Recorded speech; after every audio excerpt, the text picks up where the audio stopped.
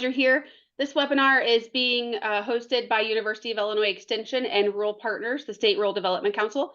My name is Laura Hep-Kessel. I am the Executive Director of Telehealth at SIU School of Medicine, but also serve on the Board of Directors for Rural Partners and here today in that Rural Partners role. This is the third in a three-part series focused on rural health that we have offered this month. The first one was on the area health education centers through U of I. The second one was about maternal fetal medicine telemedicine program, as well as maternity care deserts.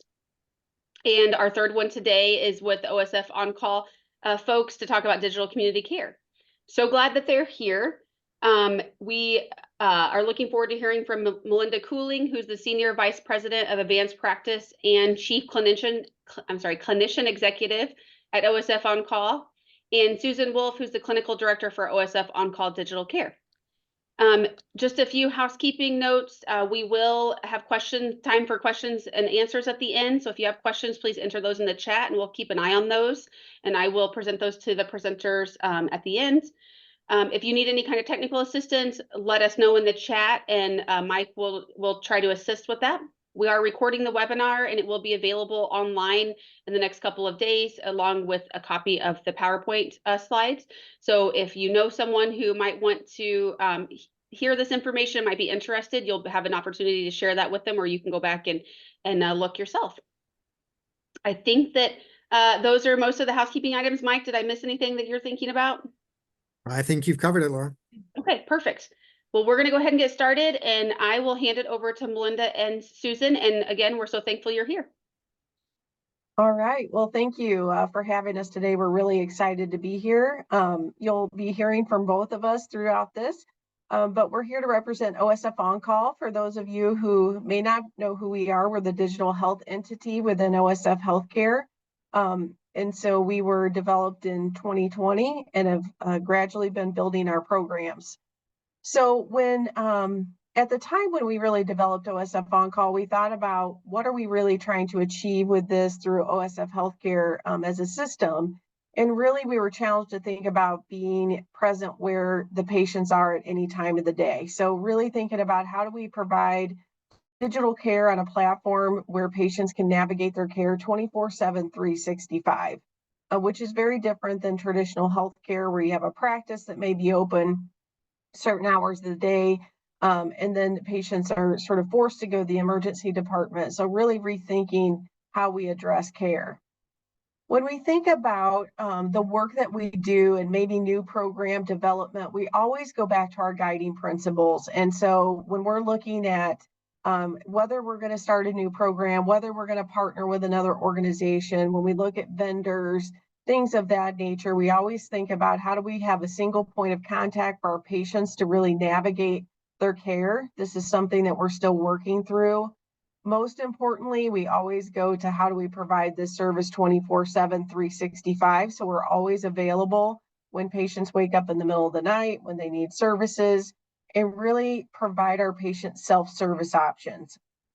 So the availability for them to do as much self-service as they feel comfortable with, which may mean texting, it may be scheduling appointments, really providing them transparency into their care so they can be part of that and help us manage that. The patients and their families are a critical piece in managing, especially when you think about chronic illness or, our pregnancy program, we want them part of that care journey. Thinking about how do we proactively identify their needs. So you're going to hear us talk a little bit about our outreach programs and how we reach out to patients to remind them about things like mammograms, colonoscopies, how important that is that they do preventative health. Really equipping and empowering our mission partners. So at OSF HealthCare, mission partners is what we call our employees. And so just for reference there, making sure that they have the right information, that they have the right training to deliver high quality patient care. Thinking about how do we seamlessly navigate our patients. So in healthcare, navigation is probably one of the hardest things, especially in a large healthcare system to do. So I may be fine if I just see my primary care, but when you start getting into, I need to see a specialist and now I need other types of treatments, that can be really hard for a patient and family to navigate. So we're really trying to think about how do we do that better and walk along that journey with them. And then also, and this hits a little bit more on the acute care side, which we're going to talk just briefly about today, but thinking about how do we manage capacity. So again, our hospitals many times have very sick patients in them. When patients are hospitalized, at this point in time, they're very sick. Many times they need to be there and they need that higher level of care, but it also makes it very difficult to manage our capacity. So thinking about programs that can help us do that. So we have three divisions within OSF OnCall. The first division is what we call digital experience. And this is really the front end work of how do we do outreach to patients? How do we make it easier for them to navigate their journey? We, for some of our primary care practices, our nurse triage lines help support that in a centralized model to take some of that work out of the practice and allow them to focus on the patients that are sitting in front of them that day or the patients that really need their services that day. We also have a chat bot in this area, so we are able to drive patients across the system where they need to if they choose to chat. And so this really was part of the initial journey of OSF OnCall is really making that omni-channel approach to care. And then we're going to focus a little bit more today on this digital care section, which is sort of the telehealth area of our services. So whether it's in the acute care space or community space, thinking about all the programs that we've developed. And one positive thing that came out of COVID is the advancement of telehealth.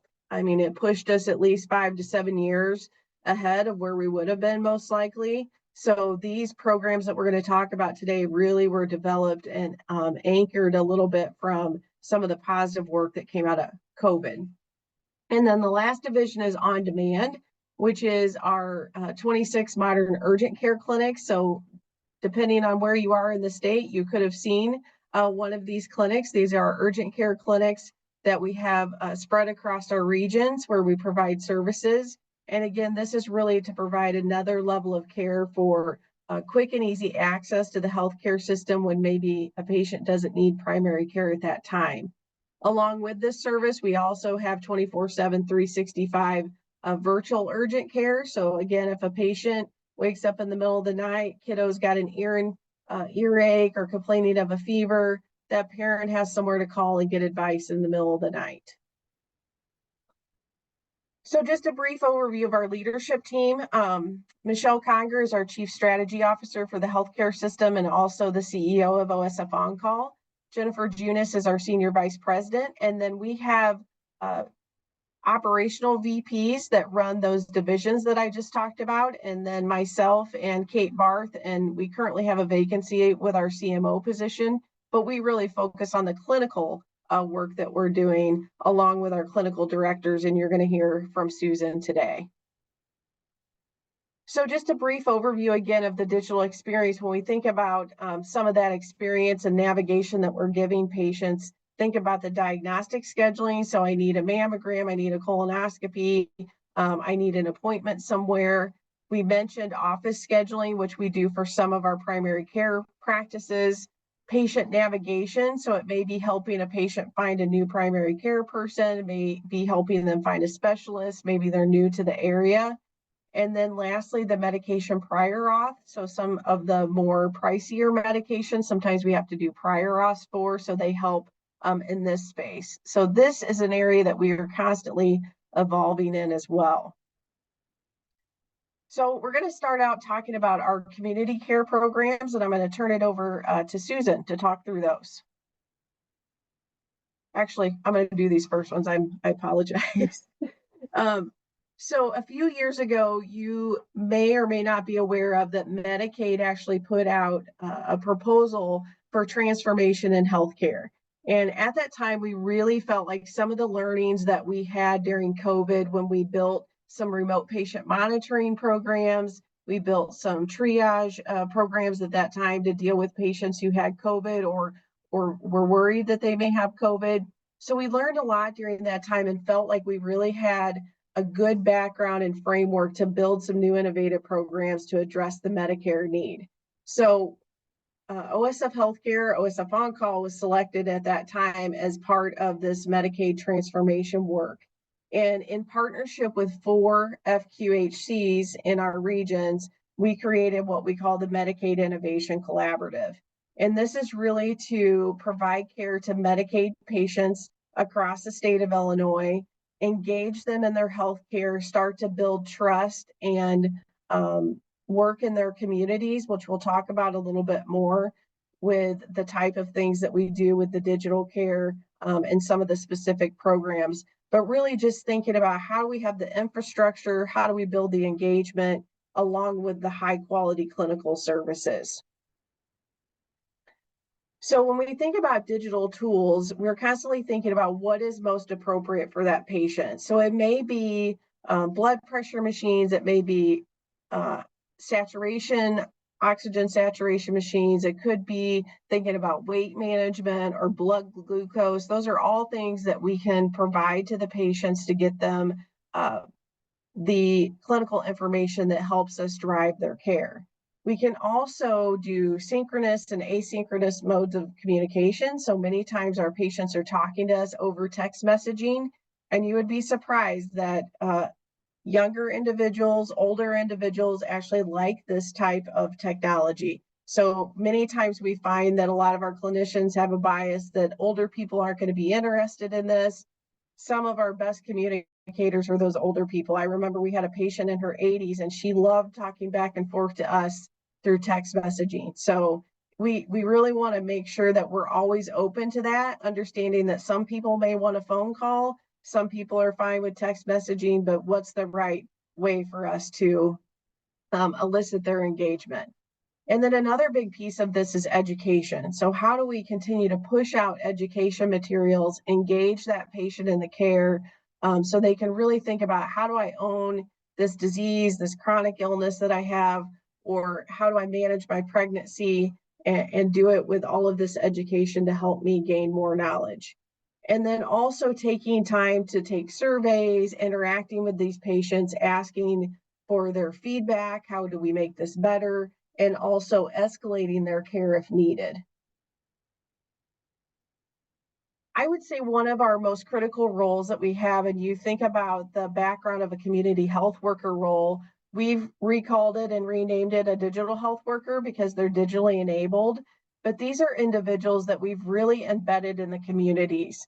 And what's most important about this is that we know sometimes patients, whether it be rural communities or underserved communities, many times may not have the trust that they need in a healthcare system. They may have had experiences in the past, they may have had something occur, or they just may not understand the importance of managing their healthcare. And so we have digital health workers that are trusted members of those communities. They're really spending a lot of time building those relationships and trust with individuals, helping us do social determinants of health assessments. So if we can make those connections to food or transportation or whatever those things are that's really impacting that patient's ability to meet their healthcare needs, that we're making that connection to them and really providing that level of care. I think the other thing, you see our van at the bottom, we're more and more starting to think about how do we do mobile services to connect with patients across the region as well. How do we go to them? We make it easier for them to access healthcare. It's another place for us to educate, communicate, and really continue to build trust. Okay. And so I'm going to go ahead and take you guys on a journey of all of our programs that we offer in digital care, and with the visual from low touch to high touch. So Melinda just spoke about our digital health workers, and again, very crucial part, not only in the low touch area, but they actually do connect with our patients all the way through our high touch programs as well, just to continue to build that trust, give them the resources that they need and connect them with the resources in their community. RN triage, you can see there listed, that is something we offer with our RNs. That's 24/7, 365 available to patients, either via phone or certain hours through chat. Again, this is going to allow the patient to have a evidence-based algorithmic disposition from the nurse to understand, do I need the ED? Do I need to just have supportive care at home? When should I see the PCP? Is it in the next 4 hours or is it in the next 4 weeks? So that's kind of our RN triage overview. If you get into the middle of the graph here, it's medium touch programs is our chronic care management, as well as our connect programs. So chronic care management, that is caring for patients with 2 or more medical conditions. So chronic conditions including heart failure, hypertension, COPD, asthma. This is where we augment the patient's primary care office and continue to kind of have those touch points with them in between those office visits. So for example, if I'm a patient with blood pressure that is running borderline 140s over 90s, and I see my primary care provider, usually the follow-up could be, okay, we'll see you in 3 months, 6 months, but in that 3 to 6 month time frame for follow-up, my blood pressure could be continually elevated. Within this program, we could monitor that and decrease risk for adverse events or adverse outcomes such as stroke by starting them on this algorithmic medication, these care guidance protocols for patients that fall into these chronic condition categories. Our Connect programs are our RPM or remote patient monitoring programs, which I'll get into as well. But for example, we have a pediatric respiratory virus program where we allow the patient and the parent or guardian to go home with a kit to have some RPM capabilities for us to connect with them 24/7 as well. And then we have our highest touch program, which is advanced care. This is the program where we care for patients that utilize healthcare the highest, so they have the highest dollar spent in our healthcare, that we need to improve not only their outcomes, but also reduce costs. So these are our patients, again, with those illnesses that meet inclusion criteria, such as heart failure or COPD. But there's a lot of frequent touch points with these patients that I'll get into here a little bit later. So one of our lowest touch programs for RPM is our health and wellness. So again, not a lot of chronic conditions going on here, but we really want to build that trust with these patients, with our healthcare organization. We want them to understand, what do we need to do, behaviors maybe that they are eliciting, that we can prevent chronic disease, or disease prevention rather than disease management. So what's going on with their diet, their weight management, exercise, smoking cessation, and so on. They can be connected with those DHNs and align them with needs and resources within their communities.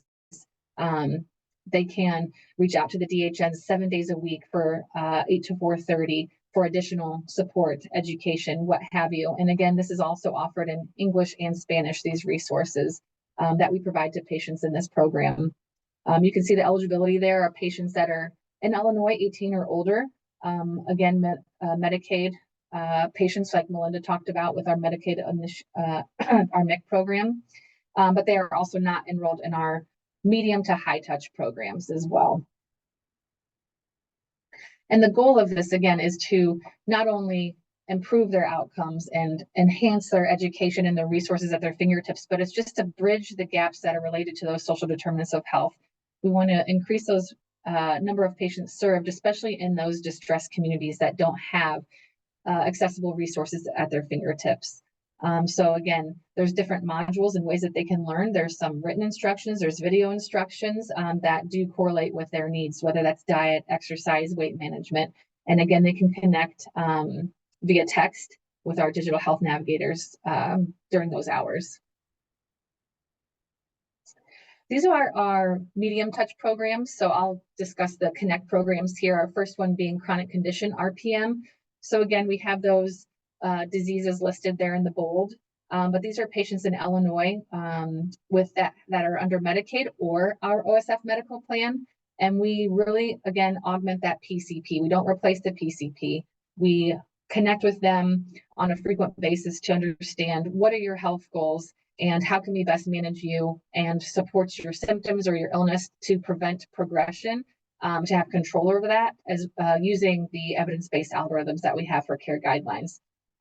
They have 24/7, 365 capability to connect with us, our nurses, as well as anytime a connection with one of our nurses deems a provider visit, we can always connect with them virtually as well. I did touch on this pediatric respiratory program. When we first implemented this, this was back in the flu season of fall of 22, where we just started off with pediatric RSV. And after that season kind of died down, we took a step back to evaluate what went well, what could we improve. And so in this past fall flu season of 23, we actually opened it up to all pediatric respiratory, upper respiratory illnesses. So to be eligible, you are 5 years or younger with a suspected or diagnosed respiratory illness. So again, some of these illnesses are clinically diagnosed and you don't necessarily need a diagnostic test for RSV and the like. So if you are either having a virtual visit with one of our urgent care providers, as Melinda mentioned earlier, or an in-person visit, say in an urgent care or an ED, and you are diagnosed with a respiratory illness, we can have our providers put in a referral for this program.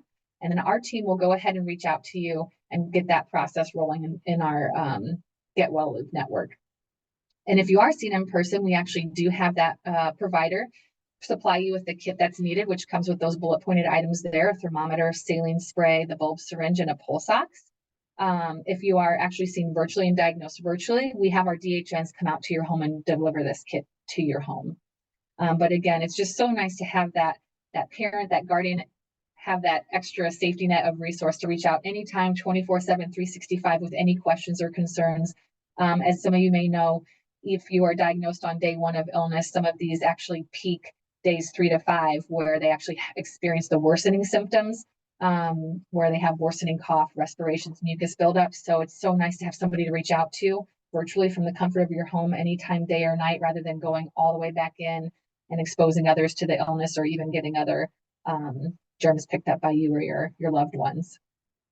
The pregnancy and postpartum support program, I'll go into a few slides here, but overall, this is a program that provides care to our patients with Medicaid in Illinois.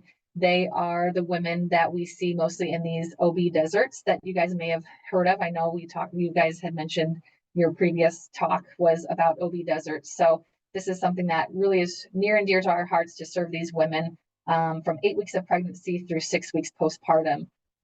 Those bullet points there, they talk about we can offer so much resource and education virtually. So for example, lactation visits, we can also provide them with assistance of getting a blood pressure cuff, a breast pump, and so on. Again, this is through the Get Well Loop as well. We can connect with them 24/7, 365, as well as scheduled visits, which again, I'll get into here shortly. And then finally, we also have our hospital discharge program. These are for those patients that score medium, high risk, or high risk for readmission, or heart failure diagnoses. This is somebody we care for within the Get Well Loop as well for up to 30 days. This is where we can connect with them 24/7, 365, as well as have them reach out to us for any needs, and we can have frequent touch points with them as well to determine how are they doing to prevent those readmissions within 30 days. So we'll get into our pregnancy program, and wanted to just start off with a little bit of data that, in our country, it is kind of shocking if you read some of these statistics that we have this number of women that die within the first year of pregnancy and have all these complications. So you can see there about half of these 88 women that die each year within the first year of pregnancy were related to half their deaths were related to pregnancy, and 91% were preventable. We also noticed that Black women are about 2 times as likely to die from pregnancy-related conditions as white women. We're noticing this more so in those higher poverty counties with the pregnancy-related deaths when compared to those low poverty counties.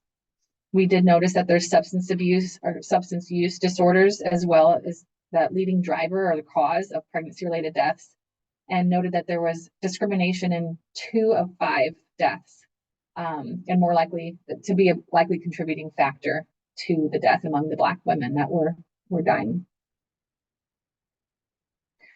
So we mentioned that this is a connection with our patients through the Get Well network. This is, again, 6 weeks to, 8 weeks pregnancy to 6 weeks postpartum, and as well as pregnancy loss. So we have this clinical team, nurses, DHNs, providers that are available via chat, phone, video, 365, 24/7. We have routine check-ins. That way we can follow them on their pregnancy journey. We have automated patient education that just gets released, certain throughout their trimesters. And then we also have the education set up to how the learner learns best or how the patient learns best. So if they learn through video better versus reading material, we can kind of accommodate those needs and kind of individualize that patient care as well. We just wanted to make it a little bit more real for you guys. So we wanted to show you a couple real patient feedback and real stories here. So the first one here, this is something that she discussed how ease of use this program was. And she also enjoyed how she was able to connect with someone in between her appointments if something did ever come up, if she had a question or a concern of a symptom. So that was our first patient's feedback. The middle patient's feedback was very much related to loving the supplies and resources that we were able to connect her with. She got the breast pump, the maternity belt, milk storage bags, even education on how to use these resources as well. And then we also caught something within our daily surveys that we sent out to her that maybe wouldn't have been caught or would have been caught at a later date. This last one here, she liked it so much that she actually re-enrolled for her second pregnancy. So again, ease of use for the program. We were actually able to monitor her blood pressure, get her that blood pressure cuff, and provide education about preeclampsia for her. Here are some data points for you guys to view here. So we've had, since August of 2022, we've enrolled a total of 2,800 patients with the current census of 700. Of those patient encounters, how have we connected with them? Over 40,000 has been via chat, text message, and then over 13,000, almost 14,000 telephone calls and visits. And if you guys are familiar with the patient engagement rate or the NPS, the Net Promoter Score, 82%, we are very, very excited and proud of.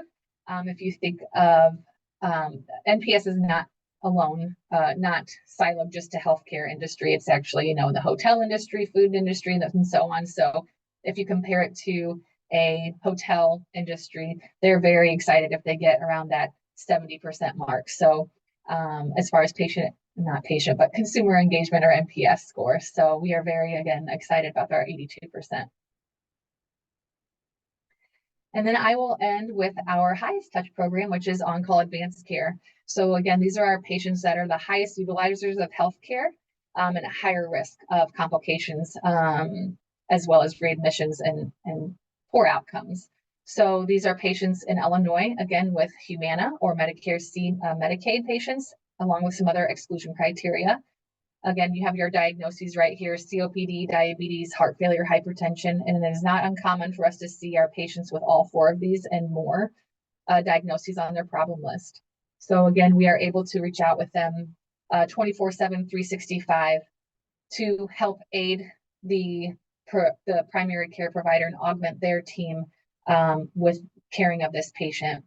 And the next slide really shows exactly how this occurs. So you see the PCP office is in the center here, and we really kind of have this wraparound care of the patient with the PCP to really augment their care. So again, it's 24/7 access to our team. We always encourage them, if you ever have a question, anything clinical at all, you always reach out to us first. Don't bother calling this number, that number, the PCP or specialist. Reach out to us first, because we have built such great relationships with our PCPs and specialists to combine our care and have care guidelines that we continually improve, monitor, and use for these patients. Again, Melinda talked about patient navigation and care management. We have a care manager that follows every patient along their journey within our program. And we also have e-pharmacy, as well as a dietitian in our program that can reach out and, when they get enrolled, review their medication, do some med rec with the patient, and then also meet with them throughout their journey with us to say, hey, maybe have you tried this? This is actually a newer one on the market, and help out with those prior auths as well. And the dietitian, hey, have you tried this lifestyle modification to help with the diabetes that actually would also help with your heart failure? Our nurses reach out to the patients either weekly or bi-weekly as an intention call to understand how are they doing. Do they have any needs? Are you experiencing any symptoms? During those calls, if there's anything concerning, they would triage the patient, again, with those evidence-based algorithmic dispositions And if it required a provider visit, our providers are available 24/7. So we could see the patient for any acute needs, as well as ongoing 1 month, 3 month, 6 month kind of follow-ups with these patients as deemed by how their conditions are going. The patients do receive a daily wellness survey to understand how are they feeling. So this could also trigger a nurse call rather outside of those weekly or biweekly calls, where we would reach out and get more information about what are they feeling, or maybe their vitals were a little bit off. So what can we do to repeat those? Are we taking it correctly? Do we need to escalate it to a provider?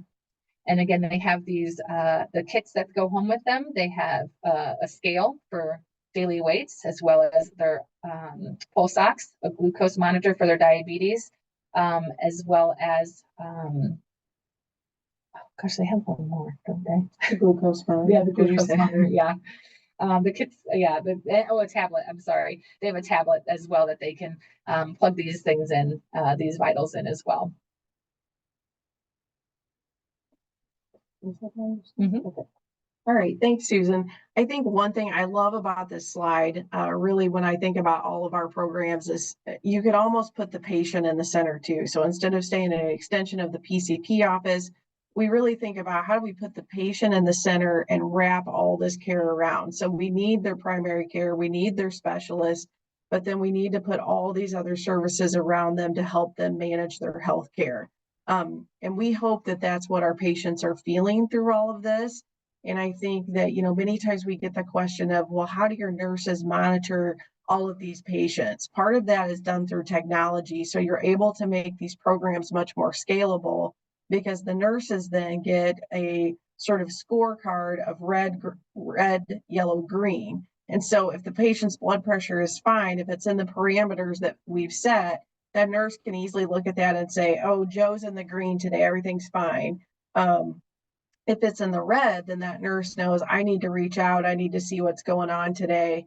And then the other really cool thing about our programs is they have access 24/7, 365 to the next level of care. So if nurses need something, they're not calling somebody in the middle of the night, they have a provider that's awake and working and is able to contact that patient, do a video visit with them, or have a phone call, whatever's needed. So they have access all the time. So I really like this slide when we think about our community programs.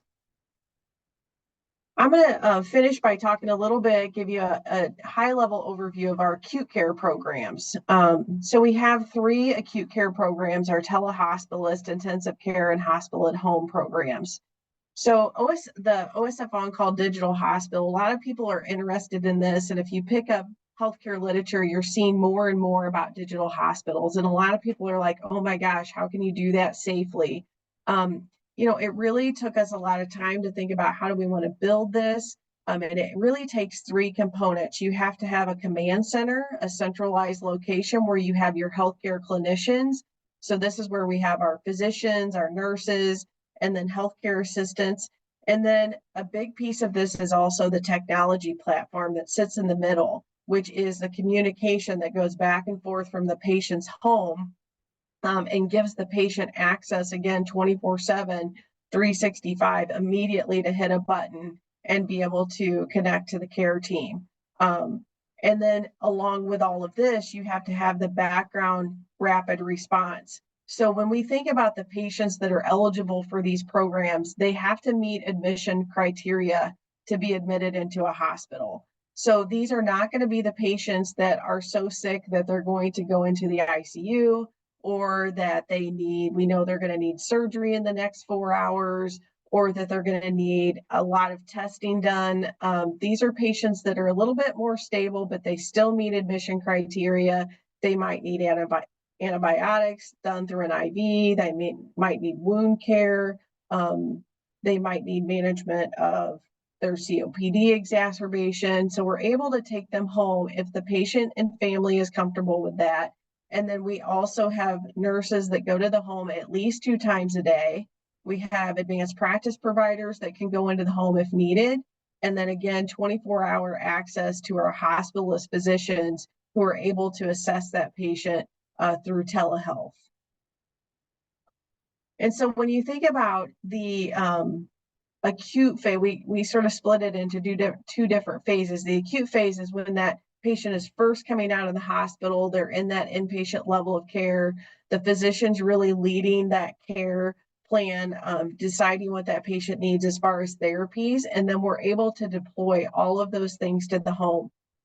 So if it's IV medication, it's home health services, equipment may need to be brought in, and really making sure that that patient and family is comfortable with that care. And so part of that is making sure that we do a stability screening before the patient leaves the hospital to make sure that we feel like it's safe for the patient to be there, it's safe for our mission partners to provide care there. So there's a lot of complexity to it, but really we've grown over time, and we just started our second deployment up in our Rockford region. So we're really excited as this continues to grow. So earlier, you may remember me talking about capacity management. This is really how we help open up the beds that are needed at our brick and mortar hospitals.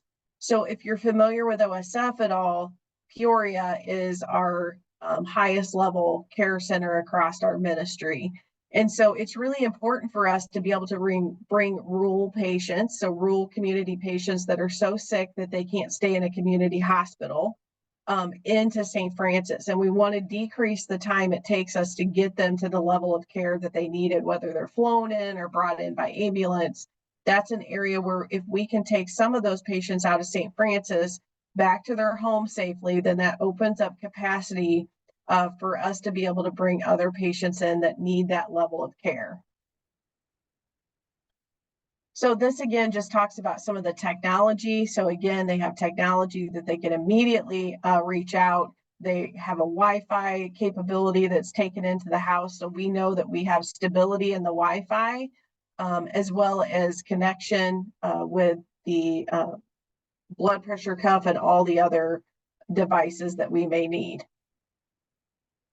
So since our first launch, so when we first started this within St. Francis, we've had 412 admissions. So the average days in the digital hospital are about 3.32, which is good. That's a little less than a bricks and mortar.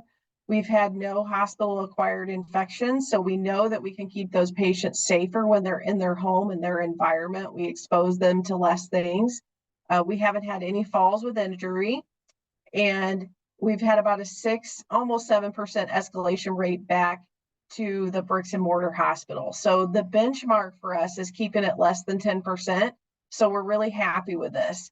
They do tell us, we know from literature and some of the benchmarking we've done with Mayo Clinic, that if this is 0%, then you're not taking sick enough patients. So you need to be able to, some of these patients are just naturally, because of complications, going to need to go back. So it's okay as long as we try to stay below that 10%.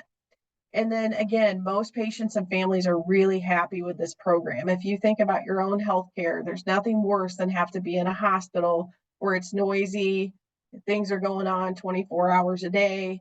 There's a lot of people in and out of your room, and you just don't rest as well. So the more comfortable that we can make it and being in people's homes, they tend to really enjoy that. The other program I just wanted to quickly talk about, and I didn't put a slide, was our telehospitalist program. So this is a program that, again, we support our critical access hospitals, or again, those rural communities where we have hospitals. So we're able to have a hospitalist in our command center be able to be available for patients and the nurses overnight if patients have concerns, if they are getting sicker, if there's something going on and they need that physician level care. And it enables us to, again, spread our resources across a larger geography to really make sure that we're giving that high quality care, even in our rural communities. All right, I think I want to spend the rest of the time sort of going through questions or feedback that you may have. And I can see if I can stop sharing and see the chat. I'll start throwing those questions at you, Melinda. Okay. I just want to start by saying Melinda and I I've had the pleasure of talking to her in the past and learning about these programs, and we're just so lucky that OSF is offering these programs and has been so innovative in doing this, and their patients are benefited from it. So I just wanted to first thank Melinda and Susan and their teams for what they're doing. It's just really, really impressive. And obviously You heard all about that just now, all of the great things that they are doing. So first wanted to say that. Do the services expand to mental health services for communities in Joe Daviess County? Are the services both digital counseling and direct appointments? And the clients on Medicaid may be the ones most at risk of missing services. Yeah, so we are spread across the state. I would have to look up, I don't know exactly where all the counties are. Behavioral health is an area that we are gradually growing when it comes to, the true services around behavioral health. Now, the education that we can do around the health and wellness and, maintaining your weight and eating healthy, we can spread across the state for those Medicaid patients. But some of the true behavioral health services is something that is sort of next on our roadmap to build out. Great. Another question, what is the cost to people that use these services? There is no cost to people that use these services. So one of the benefits of our Medicaid Innovation Collaborative is that this program, like some of the programs that we're doing right now, are funded through the state of Illinois for us to start these. And the goal is for us then to start working with the Medicaid organizations about how we're changing outcomes. So a piece of this work is also doing the research around how is this digital interaction building trust, how is it changing patient outcomes, what is the engagement like, so we can start to think about how do you change the payer resources. Now, if we do provider visits, then we are able to bill for those, just like you would if you were in a clinic or something like that. But some of this program, the programmatic piece is funded right now. Great. And what's the service area? So the service area for the MIC program is really the state of Illinois. So we certainly have areas that we cover more where people are more familiar with OSF HealthCare in the regions that we serve, but we're actually able to serve the entire state for Medicaid patients. Okay. Just as a reminder, if folks have questions, you can enter those into the chat. Let's see. Joe Daviess County is in far northwest Illinois by the Mississippi River. See Galena, Illinois. That's the big town in Joe Daviess County. Okay. Yeah. Yeah, that'll be just west of your St. Anthony's OSF facility. Yes, that would be okay. I know you shared some success stories, but do either of you have something that just really stands out, like just that you didn't cover today that you think of, and either a specific story or something overall that maybe you want to share that we didn't talk about already? Yeah, I'll give Susan some time to think about if she's got, I know that we have had a couple of in our pregnancy program, a couple of women that had some pretty significant issues that came up in the middle of the night. And we were able to get those women to the level of care that they needed. And one of them was in a rural area. And so we got her to the local hospital, and then she was transported into St. Francis. And I think, I remember her commenting, I'm not sure what I would have done if I wasn't in this program, because I don't know if I would have known who to call or what to do. And of course she was very scared, right? Because it was her first pregnancy. She really wasn't sure if what was going on was okay or not. And I think that that's the most concerning thing, is that sometimes when women are pregnant, they don't always know, like, is this normal or is it not? And so they tend to sit on it. Well, to a healthcare clinician, this situation was very serious, and she did need immediate care for the safety of her life and her baby's life. So I think it's stories like that continue to drive us. I think the other thing that we see is when we are gradually getting those patients and we're getting more and more control over their chronic disease. So if we can see patients and their blood pressures coming down and their blood glucose is coming down, then we also know that we're helping that patient prevent long-term complications. So maybe that heart attack, maybe that stroke, because our goal is to keep those patients healthy and with their families and enjoying their life, for as long as they can. And then I think the third thing I would say is the impact that we've seen on our mission partners or our employees. So this is a very different, digital care is a very different type of care to provide. My background is I was in primary care for many years. Susan was too.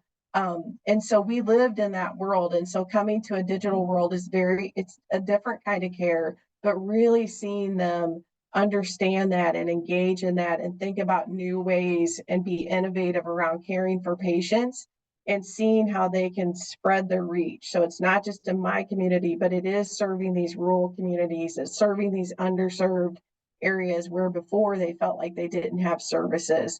And I just see our mission partners like blossoming from that and thinking about really sparking their innovation, and thinking about, well, we could make it even better for our patients, and really thinking about the patient being at the center of that care and wrapping around them, just like in that pictorial depiction that we had.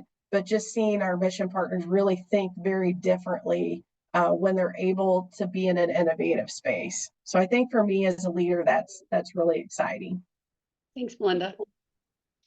And I know there's some questions coming in, so I just have a couple of comments as well. But within the virtual urgent care space, our mission partners actually truly enjoy this service as well, because I remember a story of a nurse who was a mother, was about to get ready for her shift. Everything's kind of chaotic in the morning, getting everything ready to go, get out the door, and her kiddo complained of I think it was a sore throat. And so she was able to get into this virtual urgent care visit, discuss with the provider what was going on, and quickly get a diagnosis, a note for the daycare to say, hey, this is okay. She can actually stay in daycare. I can actually go to work. And there was no time or whatever taken out of her paycheck, taken out of her day, which was patient facing. The front line, we are seeing that need greater and greater. So that was just a huge kudos to that team to really, or that service to really get her what she needed right away. And if any of you are, parents of children, even if with a healthcare background, I feel as though all that knowledge kind of goes out the window. So with our pediatric resource program, it's just so nice to have our pediatric respiratory virus program. It's so nice to have that outreach at any moment in time when the baby's or the child's symptoms continue to either progress or worsen or deteriorate pretty quickly. Because you don't know what you don't know, and it's so nice to have that safety blanket to have somebody to reach out to. And then the last one would be, we did have in our highest touch program for advanced care, when we noticed that the patient's blood glucose levels were continuing to drop. We did a thorough medication reconciliation and noticed that a prescription that was prescribed by a specialist was actually an incorrect way to take the medication. So the patient was compliant, but it was not the correct way to take it. So we were able to catch that pretty quickly, switch it to what it needed to be, and then the blood glucose is stabilized. Those are great examples. It's always fun to sort of test the program. So when we first started the diabetes program, I self-enrolled in it. And at that time, like one day when it sent me the text message to put in my glucose, I accidentally typed 23. And within 30 seconds, I got a phone call.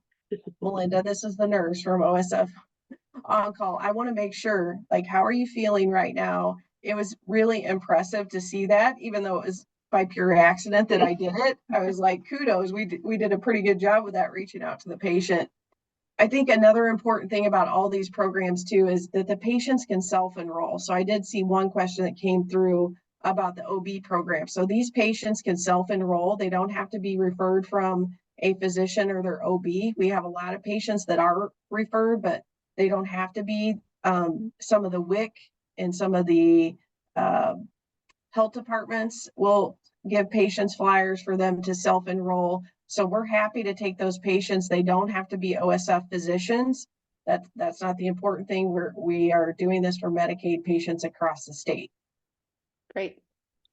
Well, there are a couple more questions out there, and I'll certainly looking forward to hearing the answers to those. I'm going to ask our visitors to take a moment to take a quick poll and rate their learnings over the course of today's session. So I'll go ahead and launch that poll.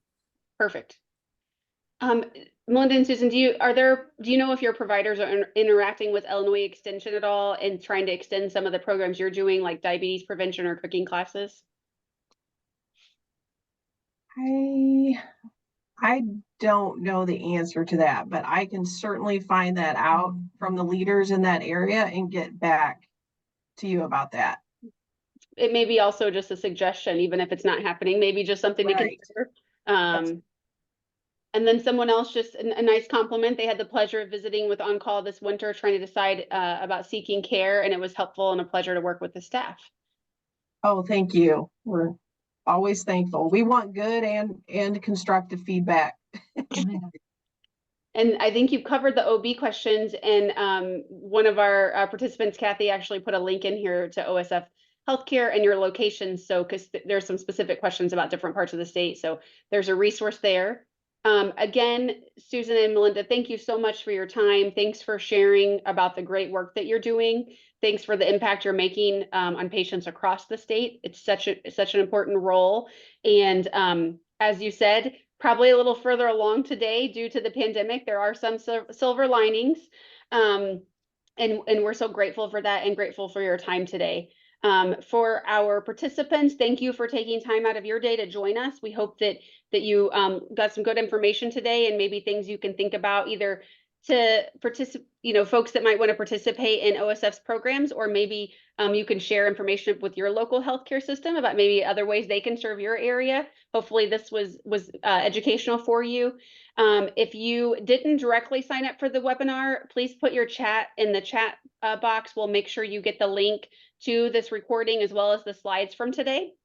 And as a reminder, this is the third three-part series on rural health. This is part of a partnership. That's what it is, with University of Illinois Extension and Rural Partners. Rural Partners is the state's Rural Development Council.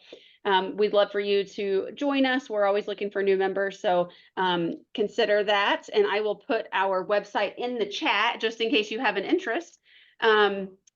We do have this webinar series throughout the year. In addition to University of Illinois' local government education series, we also do the series with Rural Partners Extension. So our next group of webinars are going to be focused more on local governments and resources for local government, talking about FOIA and OMA and things like that.